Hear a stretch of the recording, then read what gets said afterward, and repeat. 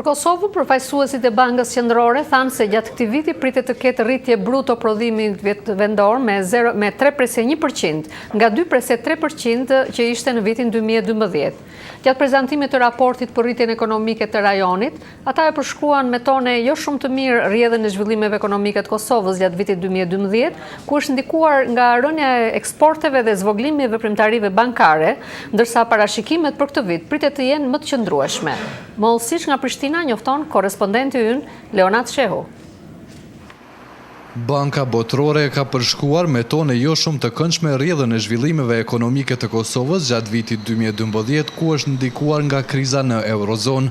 Ky konstatim është pjesë e përfundimeve të një raporti ekonomik mbi Evropën juglindore, ku thuhet se parashikimet për rritjen ekonomike në këtë rajon janë prej 1,7% në vitin 2013. Sipas raportit të Bankës Botërore, Kosova gjatë këtij viti pritet të ketë rritje të bruto prodhimit vendor në 3,1% nga 2,3% sa ishte në vitin 2012. Ekonomisti i Bankës Botërore, Agim Demukaj, thotë se rënja e eksporteve dhe zvoglimi i veprimtarive bankare gjatë vitit 2012 kanë qenë shkaktarët kryesor në rënjen e ekonomisë. Por zoti Demukaj thotë se parashikimet për rritjen ekonomike gjatë këtij viti vazhdojnë të jenë të qëndrueshme. Rritja ekonomike ka vazhduar të jetë solide, ju e patë edhe në krahasim me vendet tjera të rajonit ka qenë më e mirë. Mirë, edhe pse solide është më urtë se sa që kemi projektuar më herët.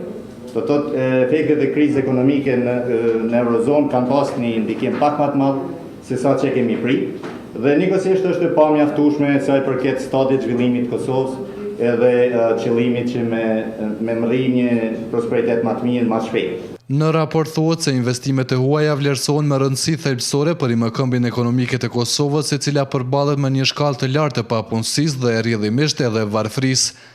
Zoti Demukaj thotë se qeveria e Kosovës duhet të bëjë reforma të thella në mënyrë që të tërheqë investimet e huaja.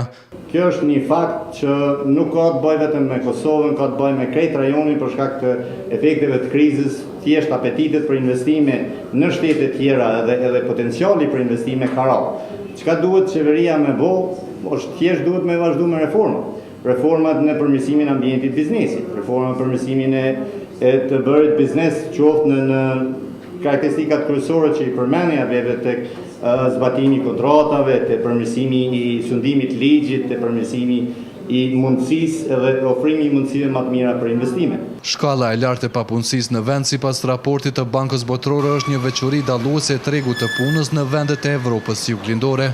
Çdo vit rreth 20.000 njerëz të rinj hyjnë në tregun e punës në Kosovë dhe me gjithë rritjen ekonomike, nuk është e mjaftueshme për Kosovën që të jetë në gjendje të gjejë zgjidhje jo vetëm për ata që tashmë janë të papunë, por edhe ata që hyjnë në tregun e punës. Për Zërin e Amerikës, Leonat Shehu, Prishtinë.